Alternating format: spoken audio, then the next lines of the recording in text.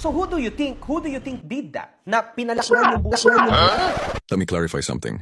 If si Adam yung kumuha mismo ng pera, bakit si Adam lang yung nagpa-panic attack nang malaman niya na nawala yung pera? In the middle of my panic attack, nag-isip po ako ng paraan. Sabi ko, anong gagawin ko? Ngayon po, nakuha ko po yung cellphone ko. Sinilip ko po yung butas. This is just money. I don't care about money.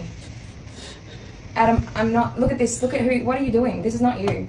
Oh my Lord. At ikaw yung tanging sagot mo lang nung gusto ni Adam na tingnan mo yung laman ng piggy bank ang sagot mo. Wala sa schedule ng araw mo yung pagtingin ng laman nito. Ang sinabi niya po sa akin is, Abay, I don't have time to look at that. That is not part of the schedule of my day. Like what? Para sa isang tingin lang na di aabot ng 1 minuto sa pagtingin nito ayaw mo pa magawa at sa anong rason at nung pinictureran ito ni Adam para mas madali niya maipakita sa'yo ang ginawa mo nakapikit at ayaw mong tingnan. Ang ginawa niya po, nung nasa harap niya na po yung phone kasi nakaganyan po ako. Abay, look.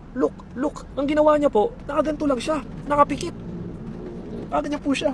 At kung si Adam talaga yung kumuha, bakit kailangan mo maghanap ng 100K para ibigay mo kay Adam? Para saan? Sabi niya po, I am at Huay Kwang. I'll find